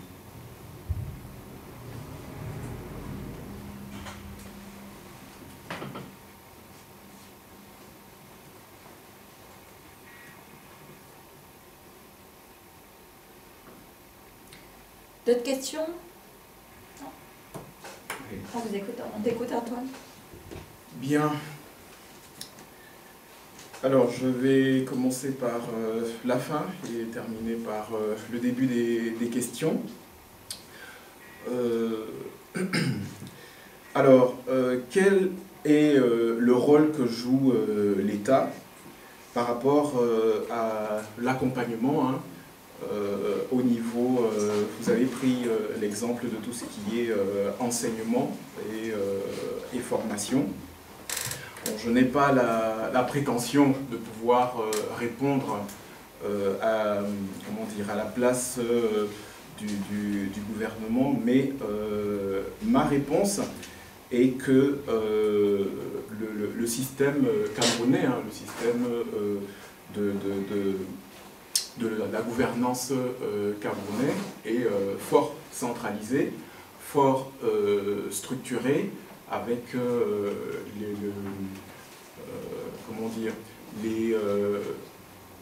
les orientations pour ce qui est de la recherche, pour ce qui est du financement de ces aspects-là au Cameroun est quand même à la charge de la gouvernance. Donc si moi je dois donner une réponse dans ce sens-là, je dirais que le rôle de l'État n'est pas à la hauteur de ce qu'on aurait pu espérer. Et quand on ajoute à cela le fait que c'est déjà un pays avec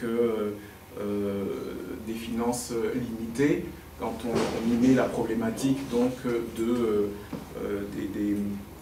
des tensions ou des difficultés économiques, parce que on sait que le budget du Cameroun est amputé pour des raisons militaires avec le Nord, avec Boko Haram, et maintenant la partie anglophone avec une bonne partie du territoire qui, en tout cas pour l'enseignement secondaire, n'a pas encore repris le chemin effectivement de l'école. Donc je ne peux pas répondre avec autorité dans cette direction-là, mais à mon sens, à ce que j'observe, l'État structuré d'une meilleure manière pourrait apporter une réponse plus idoine. Alors, je réponds maintenant à la question sur les interrogations en matière de dynamique d'innovation, de contextualisation aussi, hein, de redistribution des fruits de la croissance. Donc, bon, je dirais dans la question ou dans la remarque, il y avait, selon moi, une piste de réponse, dans le sens où, effectivement, le Cameroun souffre d'une mauvaise redistribution au niveau donc de ses ressources, au niveau de la distribution ou de la vente de ses richesses, et une meilleure redistribution pourrait permettre des allocations beaucoup plus importantes, il me semble, dans le sens du financement de la recherche, dans le sens du financement de l'innovation. Alors, pour ce qui est de la recherche spéculative, je ne sais pas si j'ai commis un lapsus en parlant de recherche spéculative, mais ce n'est pas un terme qui me revient, que j'aurais utilisé. Alors, il y a une question sur comment évolue la répartition. comment évolue la répartition. Alors, je ne sais pas si j'ai mal noté la répartition au niveau des budgets de l'innovation. Est-ce que c'était bien ça la question? Non, c'était sur entre les formations de type académique et de type ingénieur, technicien, etc. Parmi les étudiants. Je vous répondrai sans autorité aussi, parce que je ne me suis pas appesanti sur la question, au risque de vous dire ce que je pense qui n'est pas factuel, qui n'est pas avéré. Je ne peux pas être précis en vous donnant une réponse ferme à ce niveau. Maintenant, pour ce qui est de la formation professionnelle et pour ma présentation qui a forcément des lacunes ou qui est perfectible, il y a, oui, en effet, des omissions, mais c'est un peu un résumé du document, on va dire, provisoire sur lequel je suis en train de travailler. Et l'échange que nous avons ce matin va aussi me permettre donc de l'enrichir et de densifier par rapport aux questions et aux remarques qui m'auront été présentées ce matin.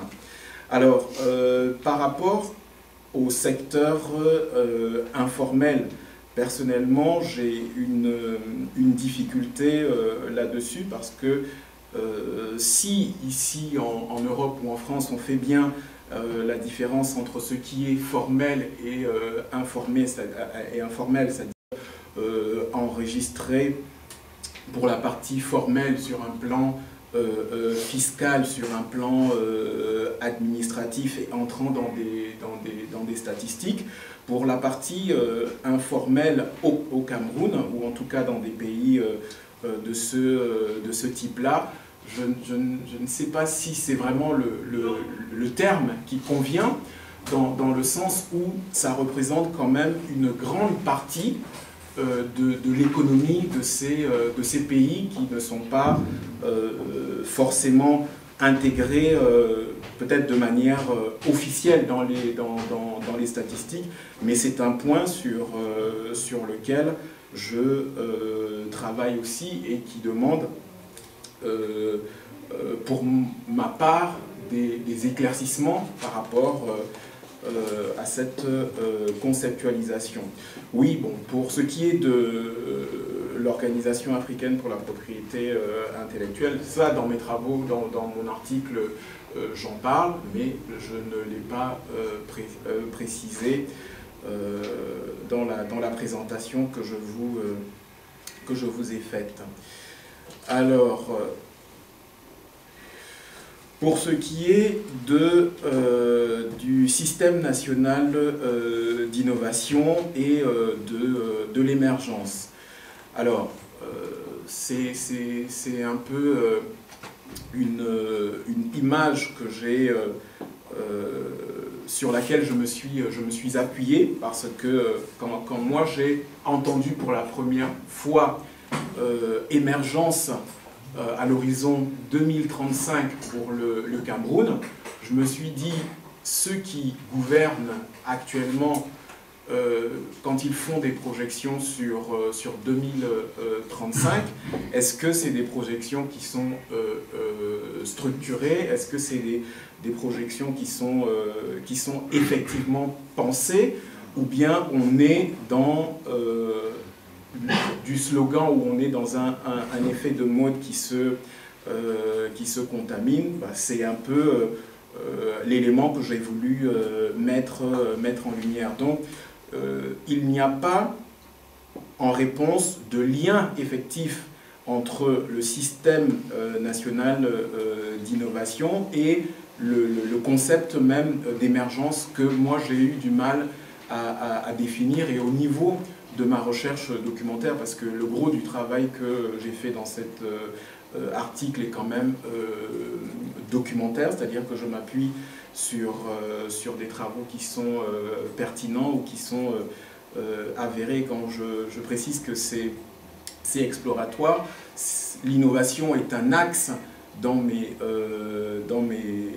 travaux, mais l'émergence, c'est un concept que j'ai utilisé pour déjà susciter le débat, mais mon article traite plus du système national d'innovation, du système national de recherche et d'innovation aussi, en m'appuyant sur les travaux de l'équipe de monsieur Temple. Donc, voilà la réponse que je peux donner. Peut-être s'il y a une question plus précise, je pourrais y répondre si j'en ai la capacité. Merci Antoine. Vous avez terminé les questions? Oui. Merci.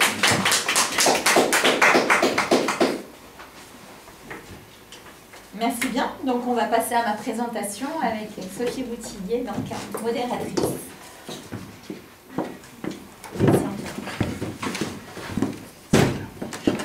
Ah ben c'est bien.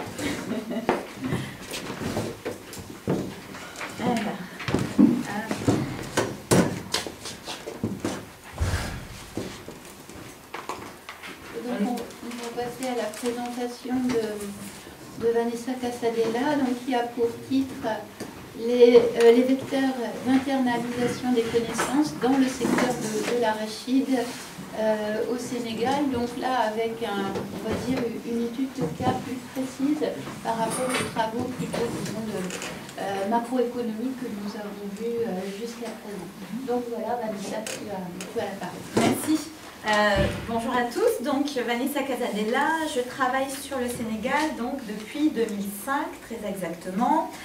J'ai notamment réalisé ma thèse sur la démonstration du concept de SNI, le fameux, donc pour montrer justement la grande problématique autour de sa défragmentation, du manque de liens, des difficiles coopérations entre acteurs. Depuis, effectivement, j'ai trouvé également quelques limites à ce concept qui, pour moi, déjà, sur le plan territorial, n'était pas tout à fait adapté. Et pour montrer, sur un plan un peu plus microéconomique, quelles sont justement les dynamiques d'innovation. Donc aujourd'hui, je vous propose quelque chose de complètement nouveau, puisque j'ai l'habitude de travailler dans des contextes plutôt globaux. Hein, donc là, on est vraiment sur une étude de cas bien particulière. Pourquoi la filière de l'arachide? Alors la filière de l'arachide, on va y revenir, c'est une des principales filières du pays, en termes d'importance, on va y revenir sur les chiffres. Et surtout, pourquoi la Sonacos? Parce que c'est le principal huilier et c'est autour de lui qu'a été fondée, je dirais, à la fois une dynamique de production, mais également, surtout, une dynamique d'exportation à travers l'arachide. Donc, on va y revenir. Alors, le contexte de la recherche et la problématique, donc la Sonacos est le principal huilier sénégalais. Il faut savoir qu'il en existe deux autres, moins importants. Sa structure a connu de nombreux bouleversements, donc on va y venir, hein, c'est vraiment Santa Barbara, je dirais, hein, la vie de la Sonacos, hein, à travers sa procédure de privatisation, de nationalisation, de privatisation et de renationalisation. Donc, de gros soucis déjà autour de sa structure. La filière de l'arachide aujourd'hui est très concurrencée, hein, notamment par les pays asiatiques. Et c'est, comme je vous l'ai dit, un secteur prioritaire pour amorcer une croissance durable. Effectivement, on parle beaucoup de l'arachide au Sénégal, hein, qui est un des secteurs primordiaux. Alors, la filière a déjà été étudiée, notamment par les travaux du CIRAD, et j'ai voulu, moi, vraiment bien cibler l'étude de cas autour de l'huilier et de la Sonacos. Alors, la problématique qui m'a vraiment heurtée, hein, c'était de savoir si réellement cet huilier-là internalisait les connaissances, c'est-à-dire quelle était la dynamique d'accès à l'information, d'utilisation de l'information, et donc derrière, est-ce qu'il pouvait savoir, savoir-faire, savoir-être, etc. Bref, quelles étaient les dynamiques d'apprentissage. On a un certain nombre de travaux sur la filière, notamment Clavel et Gay, des travaux récents du CIRAD, qui montrent la dynamique d'amont en aval. Donc on a vraiment toute la structuration qui est assez bien marquée. Donc effectivement, je me suis bien centrée, moi, uniquement sur le milieu. Ces derniers s'intéressent davantage à la nature de la production, ses collaborations, qu'à la constitution de potentielles capacités d'innovation. Autrement dit, on a tendance à chercher à comprendre la structuration de la production de l'arachide et donc de l'huile, et moins les dynamiques d'apprentissage sous-jacentes. Le renouvellement et la diffusion de connaissances est à la base du transfert de technologies nécessaires pour créer des systèmes d'innovation durable. On ne va pas revenir sur les travaux de Woodvall qui ont été bien cités sur les systèmes d'innovation. Effectivement, on serait davantage au jour d'aujourd'hui sur des systèmes d'innovation durables et inclusifs. Pour cela, donc, ma méthodologie de recherche a été la suivante. J'ai réalisé des entretiens semi-structurés entre juillet 2017 et janvier 2018 et une analyse donc documentaire de notes internes. Alors, ça a été très compliqué puisque je m'étais fixé un seuil d'1 mois. Au final, j'en ai eu pour un peu plus de 6 mois pour mobiliser les informations, pour avoir des retours. Assez compliqué de travailler sur des retours d'entretien, il faut les relancer, il y a effectivement beaucoup d'attentes, la difficulté de la recherche a bien été présente. Également quelques sources secondaires pour pouvoir comprendre le contexte, effectivement. Donc là, on est sur une étude de cas micro. Il faut comprendre le contexte. Si on parle de système d'innovation, on parle d'institutions, d'infrastructures, de la connaissance, bien évidemment, et donc du contexte macro. Les sujets abordés donc, dans mon enquête ont été relatifs à la formation, aux liens avec les infrastructures de la connaissance, aux conséquences de la future privatisation, qui pose énormément de problèmes, et au niveau d'études de ces derniers. Donc je me suis demandé, puisqu'il y a, on va le voir, beaucoup d'instituts de recherche au Sénégal, pourquoi on ne les trouvait pas, notamment à la Sonacos. Les interviewés ont été encouragés à partager d'autres questions sur les connaissances internes de la structure. Bref, donc les questions-réponses ont fourni des idées détaillées. Comme je vous l'ai dit, donc effectivement, j'ai eu beaucoup de difficultés d'interview des salariés, car, le contexte social est très compliqué au jour d'aujourd'hui. On a eu 3 fermetures d'usines, on va y revenir avec un contexte difficile. Et surtout sur la nature des entretiens où effectivement c'était compliqué toujours de pouvoir s'entretenir avec les salariés. Donc au total, j'ai quand même en interlocuteur eu un attaché de communication, responsable RH, 7 employés, 3 agents de maîtrise et un seul cadre. Alors un seul cadre pourquoi par rapport à la structure de l'entreprise, on va le voir avec très peu finalement de salariés malheureusement haut placés avec derrière des postes importants. Alors, on va revenir très rapidement sur la revue de littérature, transfert de technologie aux capacités d'innovation, quelle distinction, puisqu'on va voir qu'il y a la notion d'effort qui est primordiale à ce niveau-là. Alors, le transfert de technologie est à la base, bien évidemment, donc, du jalon et de la base de la capacité d'absorption. Quant au pays qui exporte ces technologies, bien évidemment, il doit assurer l'adaptation de sa technologie aux conditions locales du pays en développement, gérer l'assistance des nouveaux procédés-processus afin que la technologie puisse être diffusée. Donc on a une très grande littérature, 80-90, sur le transfert de technologie. On arrive dans la littérature des années 90 avec Wen et Levinthal sur vraiment la notion de capacité d'absorption avec la connaissance de base et les efforts réalisés. Ainsi, les capacités d'innovation sont des efforts et des aptitudes des acteurs à utiliser la connaissance en s'efforçant d'assimiler, adapter, échanger les technologies existantes. Alors là aussi, fin des années 90, on a toute une littérature, Kim, Lal, Archibougi également, hein, donc tout autour donc, de comment transférer les savoirs, qu'est-ce que la capacité d'absorption. Alors, plus précisément, pourquoi et comment on va internaliser les connaissances. Alors, on y revient aussi rapidement à travers Nonaka et Takeshi. Donc, on a plusieurs types de connaissances, hein, know-how, know-who, etc. Connaissances tacites, connaissances explicites. Ces connaissances donc, vont permettre de créer et de dynamiser l'apprentissage pour créer de nouveaux savoirs et donc des systèmes d'innovation.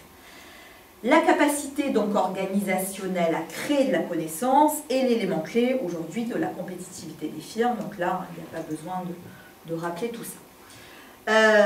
Alors, ce qui est important de savoir, c'est que l'internalisation des connaissances est liée à un processus micro, donc Nonaka et Takeshi notamment dans ses travaux, mais également macroéconomique sur la notion d'effort. Hein, on parle notamment, hein, quand on mobilise le concept de système national d'innovation, hein, de système d'innovation actif et passif. Parallèlement, la diffusion de connaissances passe par la mise en place d'offres et de demandes de connaissances. Alors, ce point me paraît être essentiel dans les pays en développement. Parce qu'effectivement, on a tendance à énormément parler des offres de connaissances. Et on va y revenir. Or, dans les pays en développement, c'est la demande de connaissances qui est très souvent insuffisante. Et là, je renvoie aux travaux d'Arosena et Soutz, qui montrent qu'en fait, la dynamique d'apprentissage se construit à la fois par des opportunités. Est-ce qu'on recrute les chercheurs? Et je vais vous montrer que non, malheureusement. Par contre, il y en a, mais on ne les recrute pas. Et de capacités d'apprentissage.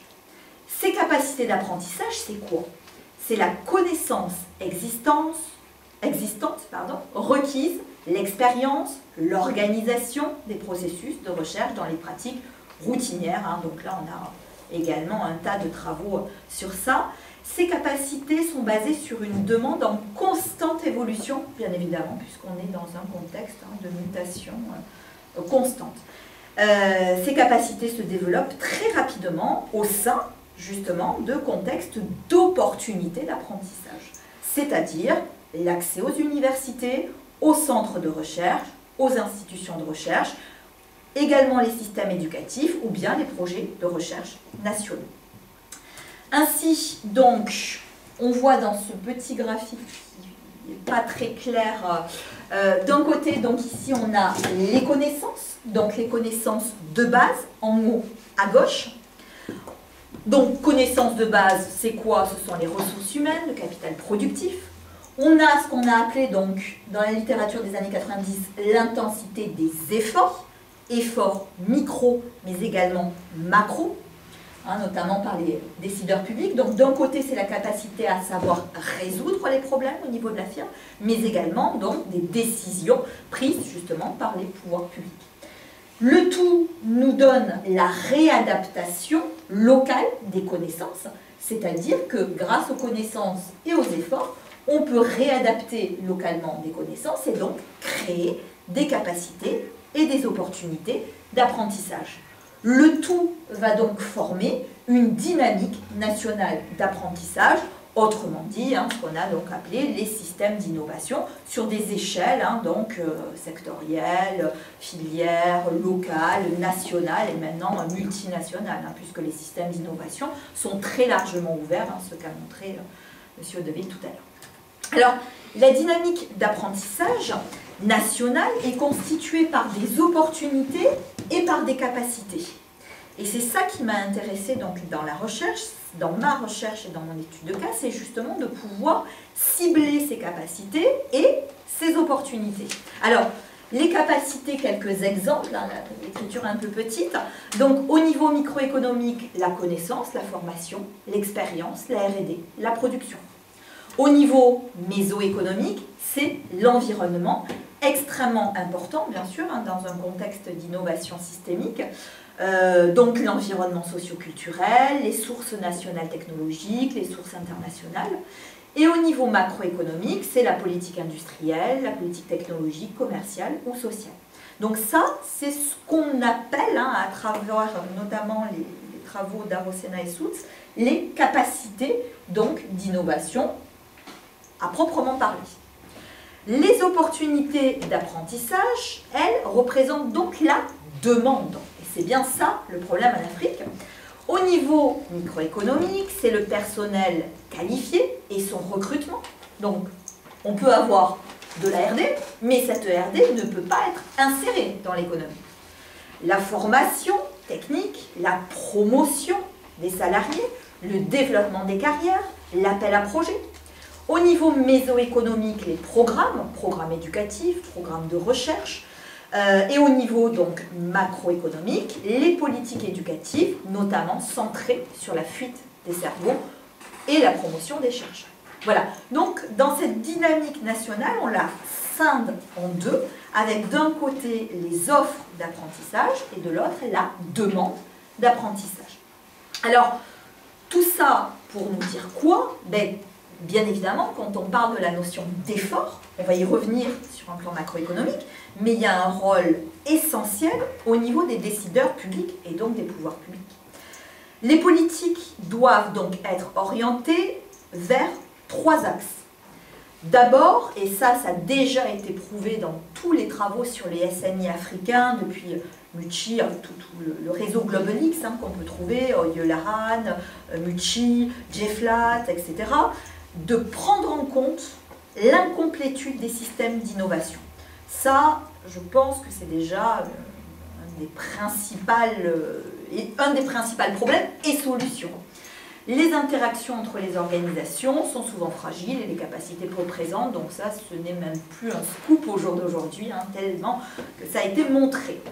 Deuxième élément, c'est d'élargir la notion de politique technologique à la notion de politique d'apprentissage. C'est-à-dire qu'il faut développer des politiques d'apprentissage comprenant les spécificités et particularités de chaque région. On oublie de rappeler l'importance de l'hétérogénéité des pays en développement ou PMA, en tout cas des pays en développement et de leur grande justement spécificité. Il est impossible de transposer une meilleure pratique, donc les travaux de Rodrigue l'ont également montré. Et enfin, donc, et là c'est vrai que les pouvoirs publics, les décideurs publics en Afrique n'en sont pas friands, reconnaître qu'il existe de multiples sources d'innovation et d'apprentissage. Alors ça renvoie à tous les travaux de Lundvall, de 90 jusqu'au dernier, qui montrent l'importance de la diversité des formes d'apprentissage dans les PED, mais également dans les pays occidentalisés. Les systèmes d'éducation et l'apprentissage tout au long de la vie peuvent être considérés comme des moyens de stimulation de l'innovation. On parle du DUI, Doing, Using, Interacting, etc. Donc, il est vrai que les décideurs publics, pour stimuler l'innovation, devraient vraiment prendre en compte la nature défragmentée de ces systèmes. 2, devraient englober des systèmes d'innovation beaucoup plus larges et non pas uniquement reposer sur la technologie. Et 3, donc prendre en compte la nature et la diversité des sources d'apprentissage. Nous en venons donc à l'étude de terrain.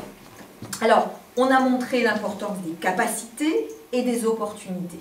Mon axe et la grande problématique pour moi autour du Sénégal sera ces opportunités d'apprentissage. L'arachide donc a toujours été considéré au Sénégal comme un produit phare, donc ça on n'y reviendra pas. Richesse, redistribution, promotion du développement du monde rural. Alors, au jour d'aujourd'hui, on a 2/3 des Sénégalais qui vivent en milieu rural où l'arachide fournit plus de la moitié des revenus. C'est dire l'importance de l'arachide au jour d'aujourd'hui. C'est la raison pour laquelle tout un système soumis à une dynamique économique intégrée a toujours été bâti autour de ce produit. On va voir qu'il y a effectivement une filière très bien intégrée. La transformation industrielle est assurée par la Sonacos, c'est sur laquelle j'ai étudié, donc réalisé l'étude de cas. Il y a également la Novacel, un peu moins connue, et le complexe agro-industriel donc de Touba. Au jour d'aujourd'hui, le Sénégal, donc, qui a été le premier producteur et exportateur, est le deuxième, derrière le Nigeria, et loin derrière les principaux producteurs, je vous l'ai déjà dit, hein, que sont la Chine, l'Inde et les États-Unis.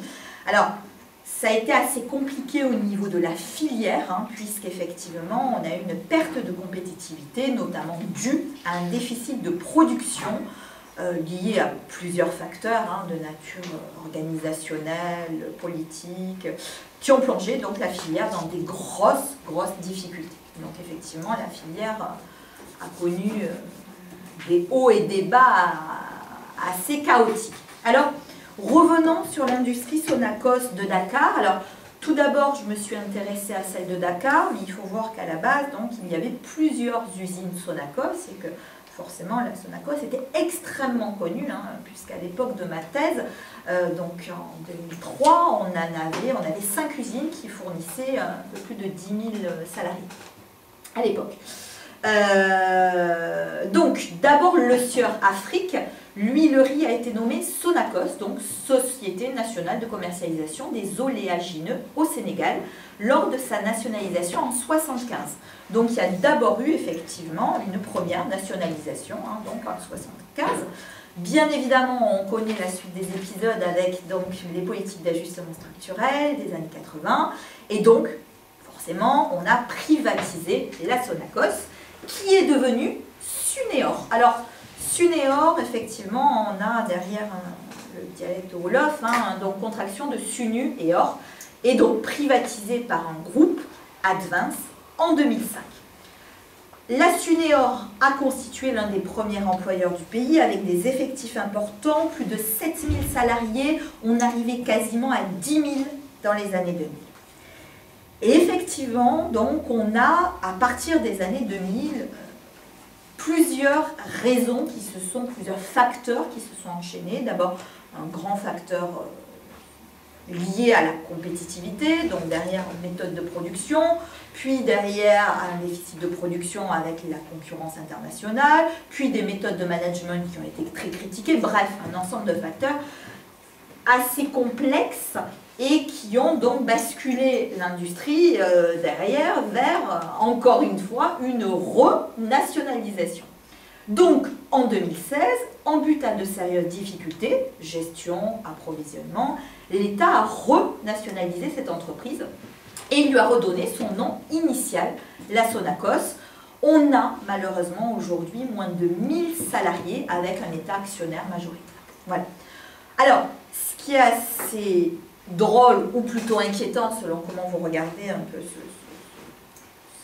cette stratégie, au jour d'aujourd'hui, la Sonacos est en voie de reprivatisation. Autrement dit, elle a été nationalisée, privatisée, nationalisée, privatisée. Donc, effectivement, hein, de gros soucis internes à l'entreprise. Un processus de privatisation est à nouveau relancé courant 2018. Donc là, on aurait un partenaire stratégique libanais. Hein, mais je n'ai pas d'informations réelles. Alors, un processus de production que malheureusement, on voit mal ici.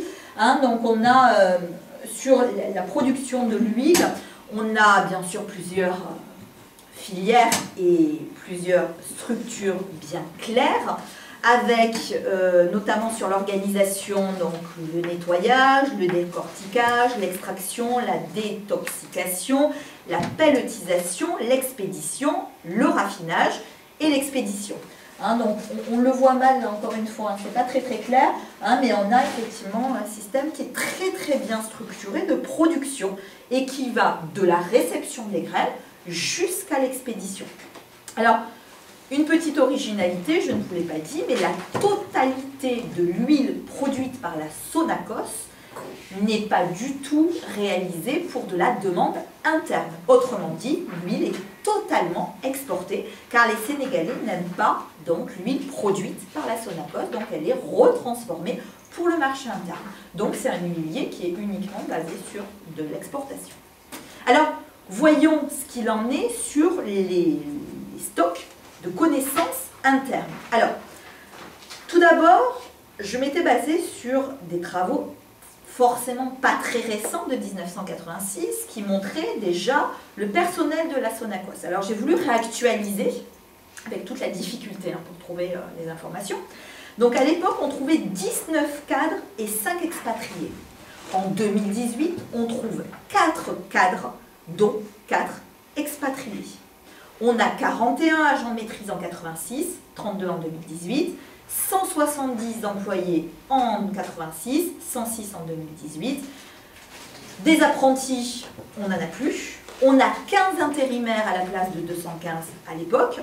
Donc on passe de l'usine de Dakar de 585 salariés à 336. Aucun pôle de RD, donc, n'est observable. L'usine a été réouverte très récemment, là aussi, suite justement à multiples péripéties que j'ai pu vous citer. Donc, aucun pôle RD réel, alors que ce qui est totalement paradoxal, c'est que la Sonacos, normalement, devrait avoir non seulement un service RD approprié, comme à l'époque, dans les années 90, mais en plus des collaborations avec l'ISRA, qui est l'Institut national sénégalais de recherche agricole. Malheureusement, ce n'est pas le cas. Alors, à la Sonacos, j'ai voulu voir comment les savoirs, donc, quelle était la configuration des savoirs, notamment, est-ce qu'ils étaient reproductibles ou pas. Alors, bien évidemment, au vu de la configuration de la structure, les savoirs sont techniques. Bien évidemment, quand on est dans l'extraction de graines et dans tout le processus de production, on a des savoirs réellement techniques, très difficilement reproductibles.